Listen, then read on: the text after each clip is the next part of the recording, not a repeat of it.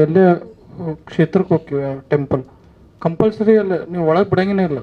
ಹಂಗೆ ಕಾಲೇಜ್ ಇದ್ರಾಗ ಒಂದು ಸಿಸ್ಟಮ್ ನೀವು ಈಗ ಹಿಂಗೆ ಹಾಕೇ ಬಿಟ್ರ ಅಂದ್ರೆ ಡೆಫಿನೆಟ್ ಆಗಿ ಹುಡುಗ ಈಗ ಡಿಸ್ಟ್ರಾಕ್ಷನ್ ಈಗ ನೀವೇನೋ ಒಂದು ಒಳ್ಳೆ ಎಜುಕೇಶನ್ ನೀವು ಮಾಡ್ತಿರ್ತೀರಿ ಮೇಡಮ್, ಏನೋ ಕಲಿಸ್ತಿರ್ತೀರಿ, ಅದೇನೋ ಒಂದು ಬಂತು ಅಂದ್ಕೊಳ್ಳಿ ಅವ್ರದ್ದು ಮೈಂಡ್ ಡಿಸ್ಟ್ರಾಕ್ಟ್ ಆಗಿಬಿಡ್ತೈತೆ, ಹುಡುಗ ಎಲ್ಲೇ ಬೇರೆ ಕಡೆನೇ ಹೋಗ್ಬಿಡ್ತೈತೆ. ಅಂದ್ರೆ ಅದಕ್ಕೆ ಈಗ ಸ್ವಲ್ಪ ಮತ್ತೆ ಸ್ಟಡೀಸ್ ಒಳಗು ಹೆಂಗದ ಅಂದ್ರೆ ಸರ್ ಈಗ ಡೌಟ್ ಕ್ಲಿಯರಿಂಗು ಅದು ಇದು ಅಂದ್ರೆ ಈಗ ಗುರುಕುಲದೊಳಗಿತ್ತಲ್ಲ ಆ ತರ ಮತ್ ಬರ್ಲಿಕ್ಕತ್ತದ.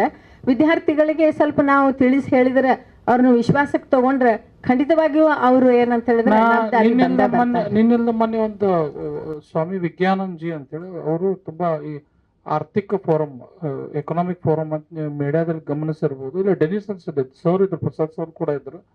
ಅವಾಗ ಕೂಡ ನಾ ಹೇಳಿದೆ ಭಾಳಷ್ಟು ನಮ್ಮ ಏನು ಅನ್ಫಾರ್ಚುನೇಟ್ಲಿ ನಮ್ಮ ಇಂಡಿಯನ್ ಇದೇನೈತಲ್ಲ ನಾವು ವೆಸ್ಟರ್ನ್ ಅಂದ್ರೆ ಯುರೋಪ್ ಅಮೇರಿಕನ್ ಫಾಲೋ ಮಾಡತ್ತೀವಿ, ಅವ್ರು ಇಲ್ಲಿದು ನಮ್ದು ಫಾಲೋ ಮಾಡತ್ತಾರೆ. ಯೋಗ ಅಥವಾ ಪ್ರಾಣಾಯಾಮ ಇರ್ಬೋದು, ಈ ತರ ಆಯುರ್ವೇದ ಇರ್ಬೋದು. ಅದು ಡೆಫಿನೆಟ್ ಆಗಿ ಒಂದು as a from media house ನಾವು ಕೂಡ ಸಪೋರ್ಟ್ ಮಾಡೇ ಮಾಡ್ತೀವಿ. ಬಟ್ ಇವನ್ ಫ್ರಮ್ ನಿಮ್ಮ ಏನು ಒಂದು ಇನ್ಸ್ಟಿಟ್ಯೂಷನ್ಸ್ ನಿಮ್ಗೆ ಒಂದು ಏನು ಒಳ್ಳೆಯ ಒಂದು ಎಜುಕೇಶನ್ ಕೊಡ್ತಿರ್ತೀರಿ, ಅಲ್ಲಿಂದ ಒಂದು ಸ್ಟ್ರಿಕ್ಟ್ ಒಂದು ಗೈಡ್ಲೈನ್ಸ್ ನೋಟಿಫೈ ಆತಂದ್ರೆ ಡೆಫಿನೆಟ್ ಆಗಿ ಹುಡುಗರು ಫಾಲೋ ಮಾಡ್ತಾರೆ.